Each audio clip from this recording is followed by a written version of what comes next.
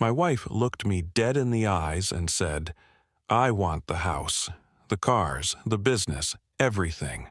She wasn't crying, she wasn't apologizing, she was demanding, like she was ordering something off a menu, like 14 years of marriage, 2 kids, and everything I'd built with my own hands was just a transaction she was ready to close.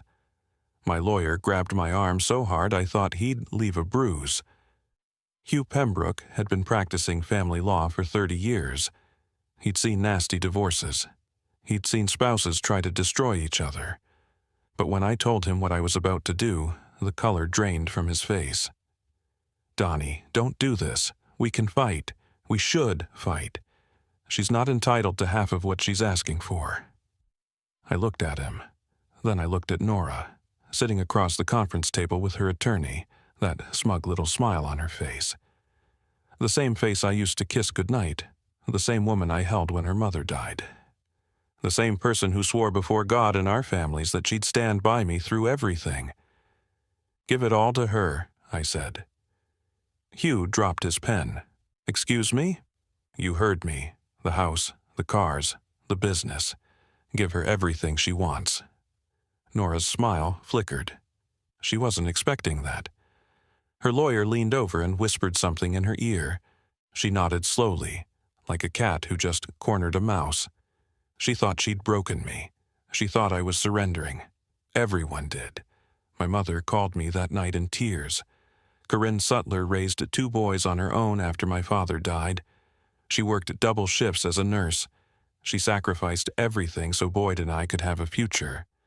And now she was watching her youngest son hand over his entire life to a woman who didn't deserve a single cent of it. "Donovan, please. Your father built that company from nothing. He poured his heart into Sutler and Sons. You can't just give it away. You can't. Mom, I need you to trust me." "Trust you? Honey, you're not thinking straight. You're hurt. You're angry. Let me call Boyd. Let us help you." "I'm not angry, Mom, not anymore. And I promise you I know exactly what I'm doing." She didn't believe me. I could hear it in her voice. That tremor of fear that her son had finally snapped under the weight of betrayal. My brother Boyd showed up at my apartment the next day. He's a firefighter, big guy, protective. He's never liked Nora, and he made that clear from the day I introduced them. But he kept his mouth shut for 14 years because he loved me and he respected my choices. He didn't keep his mouth shut that day. "You're telling me you're going to let her walk away with everything? The house we helped you renovate? The business Dad started in his garage? You're just going to hand it over?" "Yes." "Why?" I pulled out a folder, thick, full of documents, bank statements, invoices, canceled checks. I slid it across the kitchen table. "Because she doesn't know what she's really taking." Boyd opened the folder. He read the first page, then the second. By the 5th page, his jaw was tight and his hands were shaking. "Is this real?" "Every word." "And she doesn't know you found this?" "Not a clue." He closed the folder and looked at me. For the first time since this whole nightmare started, he smiled. "Little brother, you might be the smartest man I've ever met." See? Everyone thought I was broken. They thought I'd given up.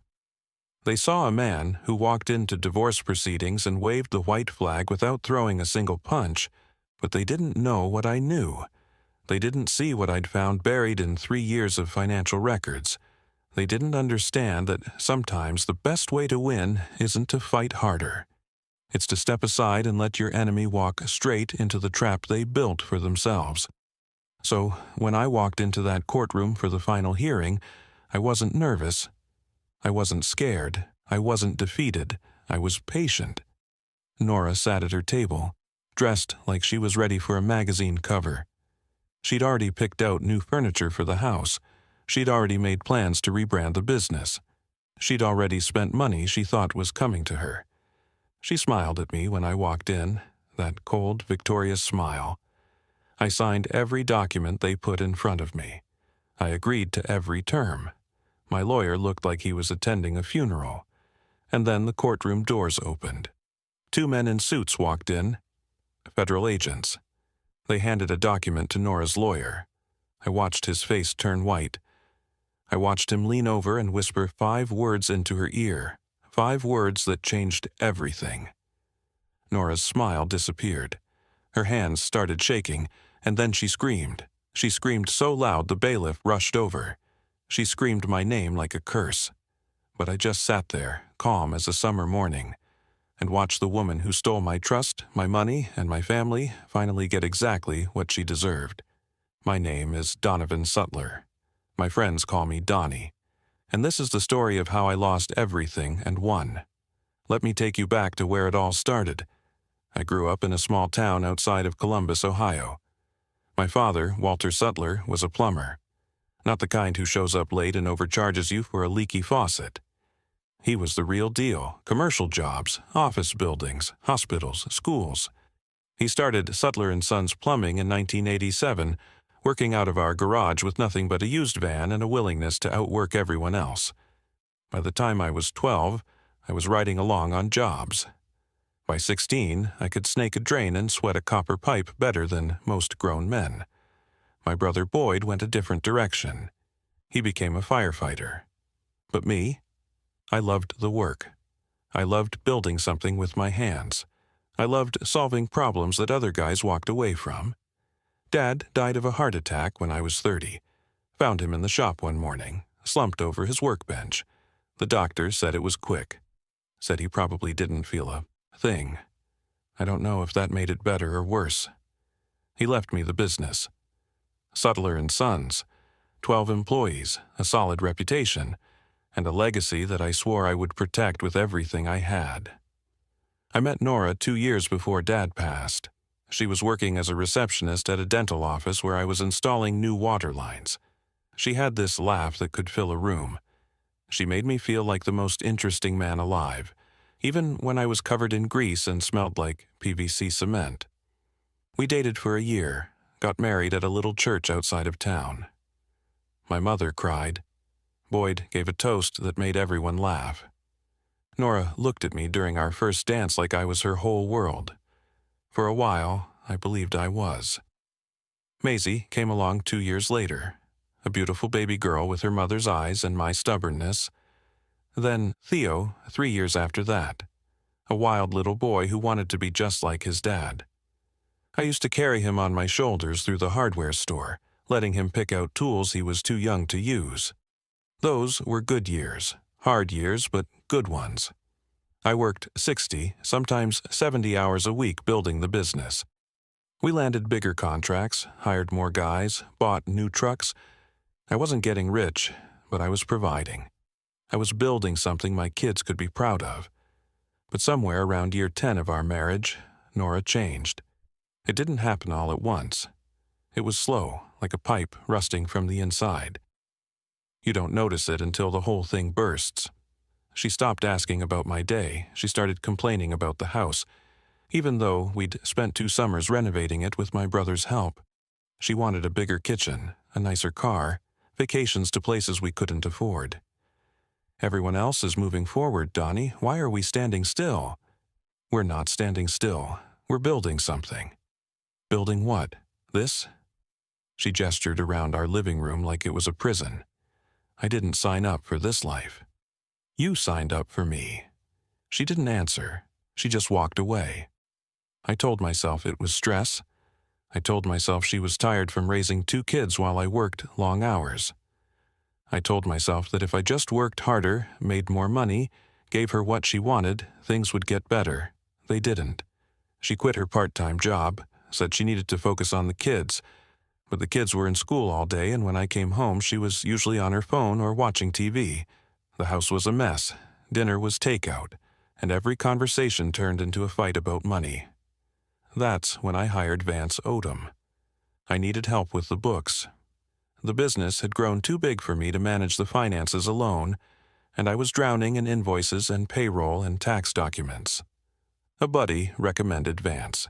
Said he was sharp, professional, trustworthy. Vance showed up to our first meeting in a pressed suit and a confident smile. He talked about efficiency and optimization and growth strategies. He made me feel like I'd been doing everything wrong my whole life, but he could fix it. I handed him the keys to the kingdom. Every bank account, every contract, every financial record Sutler and Sons had ever produced. Looking back, I can see how stupid that was, but at the time, I was exhausted. I was trying to save my marriage. I was trying to be a good father. I didn't have the energy to question a man who came with glowing recommendations. Vance started coming to the house for dinner. Nora loved him. She laughed at his jokes. She asked about his life. She treated him like an honored guest while she treated me like the help. I should have seen it. The signs were everywhere.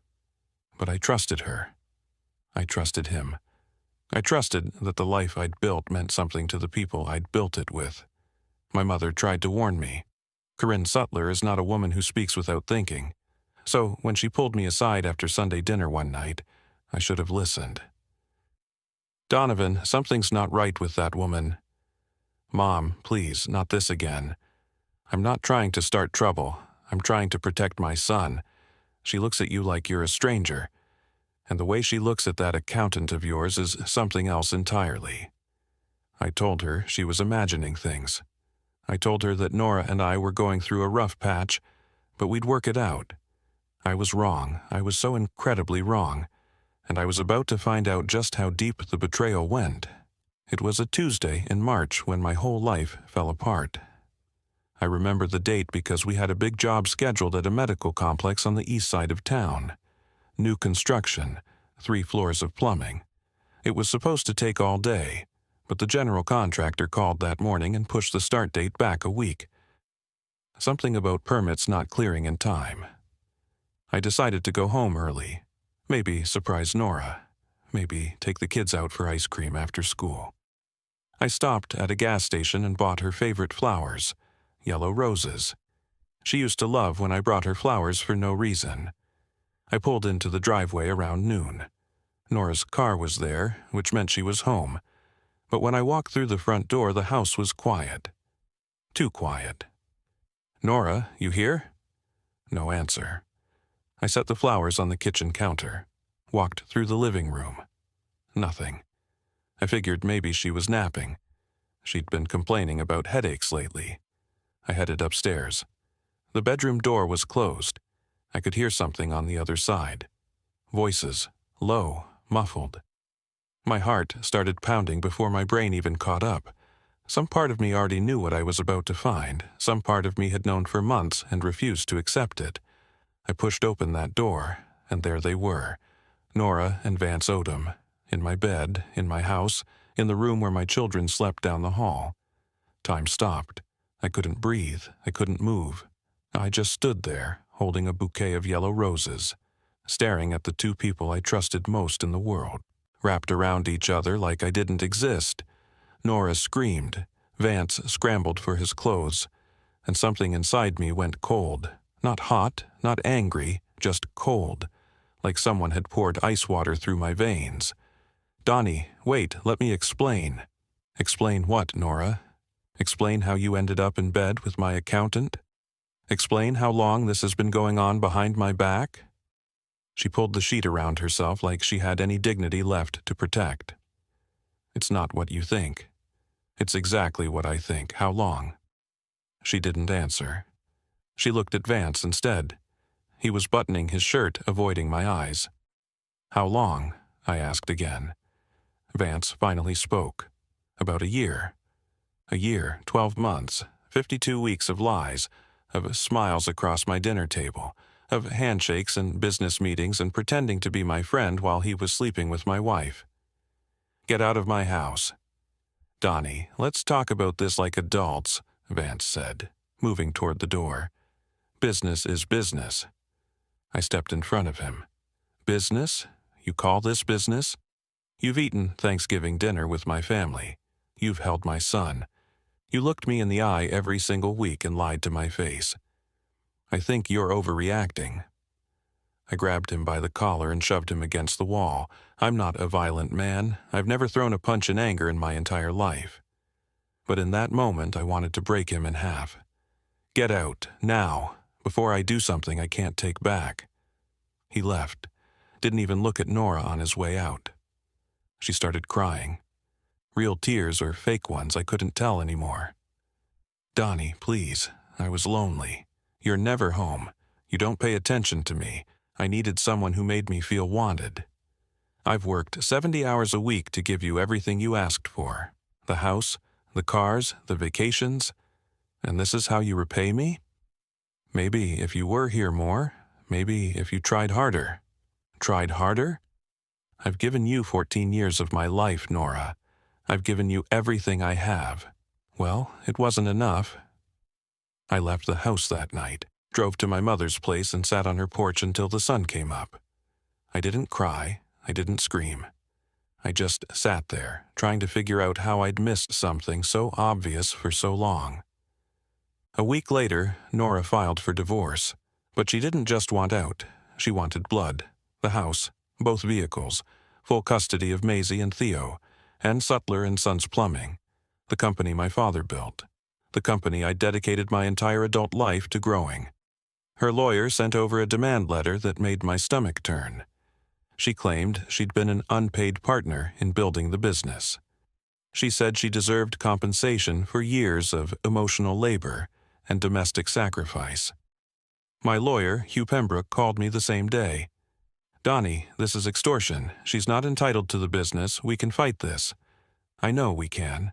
Good, so let's start building our case. Not yet, Hugh. There's something I need to check first. That night, I drove to the office. I pulled every financial record from the last 3 years. Bank statements, invoices, vendor payments, check ledgers. I spread them across my father's old desk and started reading. By midnight, I'd found the first fake invoice. By 2 in the morning, I'd found 12 more. By sunrise, I'd uncovered nearly $400,000 in fraudulent transactions. Shell companies, fake vendors, payments for materials that never existed. And on half of those checks right there in black ink was my wife's signature.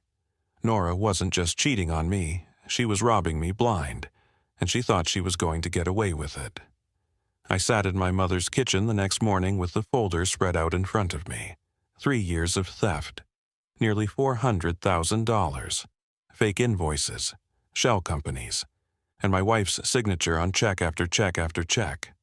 My first instinct was to confront her, to throw these documents in her face and watch her squirm, to call the police and have her arrested on the spot. But then I stopped myself. Nora was smart. Not wise, but smart. She'd spent years planning this. If I tipped her off now, she'd find a way to cover her tracks. She'd blame Vance, she'd destroy evidence, she'd twist the story until she looked like the victim. I needed a different approach. I called my brother Boyd that afternoon. He came over after his shift, still smelling like smoke from a house fire he'd worked that morning. I handed him a beer and slid the folder across the table. "What's this?" "Proof that my wife and my accountant have been stealing from me for 3 years. Boyd opened the folder. He's not a man who shows emotion easily. 30 years of running into burning buildings teaches you to keep a steady face. But as he flipped through those pages, I watched his jaw tighten and his knuckles go white. $400,000? Give or take. And Nora signed off on all of this? Half of it. Vance handled the rest. Boyd closed the folder and looked at me. "What are you going to do?" "I'm going to let her take the company." He stared at me like I'd lost my mind. "You're going to what?" "Think about it, Boyd. She wants Sutler and Sons. She's demanding it in the divorce. If I fight her, she'll dig in. She'll hide the evidence. She'll make this drag out for years. But if I give it to her willingly, she takes ownership of everything, including 3 years of financial fraud. You're going to let her inherit her own crimes." "Exactly." Boyd leaned back in his chair and let out a long breath. "That's either the smartest thing I've ever heard or the dumbest. I need your help finding a forensic accountant, someone who can document all of this properly, someone who can build a case that will hold up in federal court." "Federal court? This isn't just theft, Boyd. This is wire fraud, tax evasion. These fake invoices went through business accounts. That crossed state lines. This is federal territory.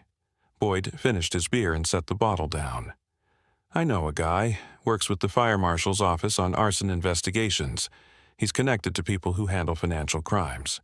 Let me make some calls. 3 days later, I was sitting in a conference room with a forensic accountant named Dale Richter. He was a quiet man in his 50s with reading glasses and a stack of yellow legal pads. He didn't look like much, but Boyd promised me he was the best in the state. I handed him everything. Every bank statement, every invoice, every canceled check. He spent 2 weeks going through it all, documenting every fraudulent transaction, tracing every fake vendor, building a timeline of the theft. When he was finished, he called me back to his office. "Mr. Sutler, you have a very strong case here. This isn't amateur theft. This is systematic embezzlement. Your wife and your accountant have been running a coordinated scheme for at least 36 months. What are my options? You could pursue civil charges, sue them both for damages. But given the scope of this, I'd recommend going to the federal authorities. The IRS has a criminal investigation division that handles cases like this. Wire fraud alone carries up to 20 years. How do we proceed? I submit my findings to the IRS. They open an investigation. It happens quietly. No one knows until they're ready to make arrests. And if my wife takes ownership of the company before that happens?" Dale smiled. "Then she assumes full liability for everything that company has done. Every fraudulent transaction, every fake invoice, every dollar that disappeared, it all becomes her legal responsibility." I shook his hand and walked out of that office feeling something I hadn't felt in months. Hope. The next few weeks were the hardest of my life. I had to pretend. I had to sit across from Nora in mediation and act like a defeated man. I had to watch her smirk and gloat while her lawyer listed demand after demand. My own lawyer thought I was having a breakdown. "Donnie, I'm begging you. Let me fight this. We have grounds to contest every single thing she's asking for."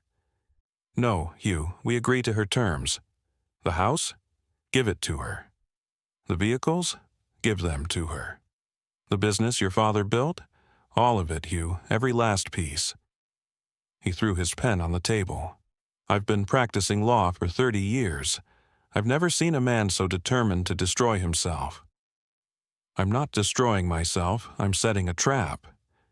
He looked at me for a long moment. "What do you know that I don't?" "Nothing you need to worry about yet, just trust me. When the time comes, everything will make sense." My mother was harder to convince. She came to my apartment one night with a casserole dish and tears in her eyes. "Donovan, please, I'm begging you. Don't do this. That company is all we have left of your father." I took her hands in mine. "Mom, do you trust me?" "Of course I do." "Then believe me when I tell you that Dad would understand. Sometimes you have to lose the battle to win the war, and I promise you, when this is over, you'll be proud of how I handled it." She didn't say anything. She just hugged me and held on like she was afraid to let go. I spent every free moment with my kids during those weeks. I took Theo to baseball practice. I helped Maisie with her science project. I told them every single day that I loved them and that none of this was their fault. Because no matter what happened with Nora, those 2 kids were my real legacy, and I was going to protect them no matter what it cost me. The day of the final hearing arrived on a cold Thursday morning in October. I woke up at 5, same as always. Old habits don't die just because your life is falling apart. I showered, shaved, and put on my cleanest button-down shirt. Not a suit. I didn't own one. Just a simple blue shirt that my daughter Maisie had given me for Father's Day 2 years ago. I looked at myself in the mirror for a long time. I looked tired. Older than 38. But underneath the exhaustion, there was something else. Something steady, something calm. Today was the day. I drove to the courthouse alone.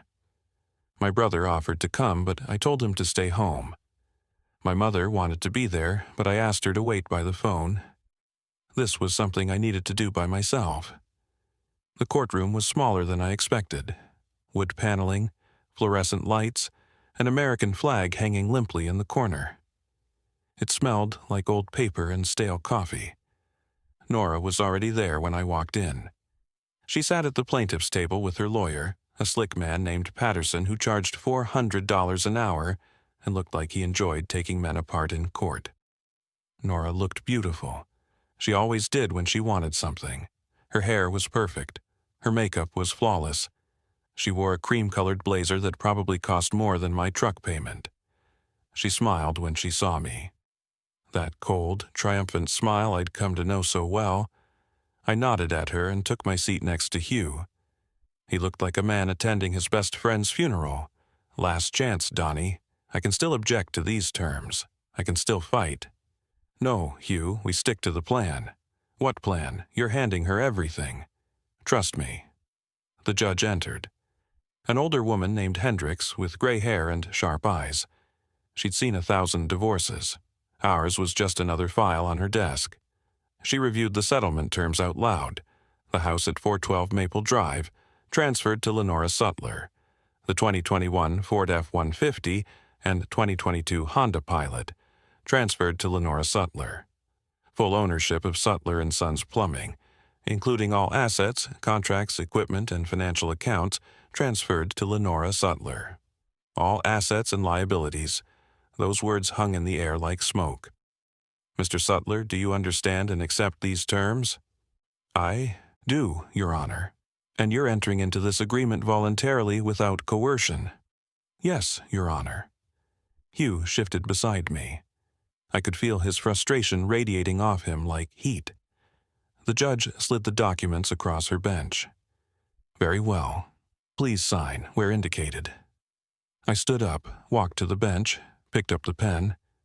Nora watched me with barely concealed glee. She thought she'd won. She thought she'd broken me so completely that I didn't even have the strength to fight. I signed my name on every page. Steady hand, clear signature, no hesitation. When I finished, I turned and looked at Nora one last time. She was already whispering to her lawyer, probably planning how to spend the money she thought was coming to her. I returned to my seat. Hugh wouldn't look at me. Judge Hendricks was about to close the proceedings when the courtroom doors opened. 2 men walked in. Dark suits, serious faces. Federal badges visible on their belts. One of them carried a manila envelope. The whole room went quiet. The first agent walked directly to Patterson, Nora's lawyer. He handed him the envelope without a word. Patterson opened it. I watched his face change. The confidence drained out of him like water from a broken pipe. His skin went pale. His hands trembled slightly as he read. Nora leaned over. "What is it? What's wrong?" Patterson turned to her. He leaned close and whispered 5 words. Vance Odom was just arrested. For a moment, Nora didn't react. She just stared at him like he was speaking a foreign language. Then she grabbed the document from his hands. I watched her eyes move across the page. I watched the color drain from her face. I watched her lips start to tremble. The document was a federal indictment. Wire fraud, embezzlement, tax evasion, conspiracy to commit financial crimes. 2 names were listed as defendants, Vance Odom and Lenora Sutler. Nora stood up so fast her chair fell backward. No, this isn't right. This is a mistake." Judge Hendricks banged her gavel. "Mrs. Sutler, please compose yourself." "You don't understand. I didn't do anything. This was all Vance. He handled the money. I just signed what he told me to sign." The federal agent stepped forward. "Ma'am, you have the right to remain silent. Anything you say can and will be used against you in a court of law." Nora spun toward me. Her perfect composure shattered. Mascara streaked down her cheeks. Her voice came out as a scream. "You did this. You set me up. You knew." I didn't say a word. I just sat there, hands folded on the table, and looked at her. "You gave me the company because you knew it was poisoned. You let me take it so I'd take the blame. You planned this whole thing." Judge Hendricks banged her gavel again. "Order! I will have order in this courtroom." But Nora wasn't listening. She lunged toward me. The bailiff caught her before she made it 3 steps. "I'll destroy you, Donnie. I swear to God I'll destroy you for this." I stood up slowly, buttoned my jacket, looked her straight in the eyes. "You already tried, Nora. You've been trying for 3 years. But here's the thing about building a life on lies. Eventually, the foundation cracks, and everything comes tumbling down." The bailiff escorted her out of the courtroom. She was still screaming my name when the doors closed behind her. Hugh sat beside me in stunned silence. Finally, he spoke. "You knew. This whole time, you knew. I knew. Why didn't you tell me?" "Because I needed it to be real, Hugh. I needed her to believe she'd won. I needed her to take ownership of that company with her own signature on the dotted line. Because the moment she did, she became legally responsible for every crime committed under its name." Hugh let out a breath and shook his head. "In 30 years of practicing law, I have never seen anything like that." I shook his hand and walked out of the courtroom. The sun was shining outside. First time in weeks I'd noticed. 6 months have passed since that day in the courtroom. Vance Odom pleaded guilty to 12 counts of wire fraud and embezzlement. He's currently serving 18 months in a federal correctional facility in West Virginia. His law license, which he apparently had from a previous career, was revoked. His reputation is destroyed. The man who sat at my dinner table and smiled while stealing from my family will spend the next 1.5 years staring at concrete walls. Nora's case took longer to resolve. She hired 3 different lawyers trying to fight the charges. She claimed she was manipulated. She claimed she didn't understand what she was signing. She claimed Vance had coerced her into participating. None of it worked. The forensic evidence was overwhelming. Her signatures were on the checks. Her email address was linked to the shell companies. Her fingerprints were all over the fraud. In the end, she took a plea deal. 3 years probation, 200 hours of community service, full restitution of the stolen funds, which meant liquidating everything she'd fought so hard to take from me. The house went into foreclosure because she couldn't make the payments. The cars were repossessed. Sutler and Sons Plumbing was dissolved, its contracts canceled and its equipment sold at auction. She lost everything, not because I took it from her, but because she took it from herself. I'd be lying if I said there wasn't some satisfaction in watching it all fall apart. After everything she did, after every lie and every betrayal, there was a part of me that wanted to see her suffer. But that feeling faded faster than I expected. Revenge is like drinking poison and waiting for the other person to die. It doesn't heal anything. It doesn't rebuild anything. It just keeps you chained to the person who hurt you. So I let it go. I started over with nothing but my tools and my reputation. I filed paperwork for a new company, Sutler Plumbing Services, smaller than the original, simpler, but mine. Built clean from the ground up with no partners, no accountants I didn't trust, and no secrets hiding in the books. My old crew came back to work for me. Every single one of them. Danny Flores, my lead pipe fitter, showed up on my first day in the new shop with a case of beer and a handshake. "Heard you're hiring, boss. Pay's going to be lower for a while, until I rebuild." "Don't care. I'd rather work for a good man making less than a bad one, making more." We landed our first contract 2 weeks later. A general contractor named Rick Bowman had heard what happened. Not the gossip, the truth. He called me personally. "Donnie, I've been in this business for 25 years. I've seen men go through what you went through and come out bitter, broken, or bankrupt. You came out standing. That tells me everything I need to know about your character. I want you on my projects." That one phone call led to 3 more. Word spread. Within 4 months, Sutler Plumbing Services had more work than I could handle. I hired 2 new guys and bought a second van. My mother cried when she saw the new shop. She stood in the doorway with her hand over her heart, looking at the sign I'd hung above the entrance. "Your father would be so proud of you, Donovan." "I hope so, Mom." "I know so. You did what he always taught you. You stayed honest. you stayed patient, and you let the truth do the heavy lifting. Boyd comes by every Sunday now. We sit on my mother's porch, drink beer, and watch the sun go down. Sometimes we talk, sometimes we don't. Either way, it feels like home. The custody arrangement took some time to sort out. With Nora's legal troubles, the court agreed to revisit the original terms. I now have Maisie and Theo every other week, plus holidays and summers. It's not perfect, but it's fair. The kids are doing better than I expected. Children are resilient, more resilient than we give them credit for. Maisie asked me once if I hated her mother for what she did. I thought about it for a long time before I answered. No, sweetheart. I don't hate her. Hate is too heavy to carry around. It weighs you down and keeps you stuck in the past. Your mom made choices that hurt a lot of people, including herself. But hating her won't change that. The only thing I can control is how I move forward. And I choose to move forward with love. For you, for your brother, for this family.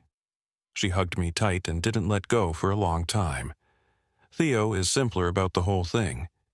He just wants to play catch and eat pizza and know that his dad will show up when he says he will. I've never missed a single baseball game. I never will. Looking back, I learned something important through all of this. Strength isn't about fighting every battle. It's about knowing which battles to fight and which ones to let go. It's about trusting that the truth will come out, even when it feels like lies are winning. It's about protecting your peace, your integrity, and the people who matter most, even when the world tells you to burn everything down. My wife wanted everything. I gave it to her. Every lie, every stolen dollar, every consequence she'd earned. She thought she was taking my future, but all she took was her own. And me, I'm still here, still building, still standing. Because some things can't be stolen: character, integrity, the love of your children, the respect of good people. Those things have to be earned, and once you earn them, no one can take them away. If you're going through something hard right now, if someone has betrayed you or broken your trust or made you feel like you've lost everything, I want you to hear this. You haven't lost, not yet, not ever. As long as you stay true to who you are, as long as you keep moving forward with honesty and patience, you will find your way through. The storm doesn't last forever, but the person you become while weathering it stays with you for the rest of your life. My name is Donovan Sutler, and that's my story. If this story moved you, hit that like button and share it with someone who needs to hear it today. Drop a comment below and tell me what part resonated with you the most.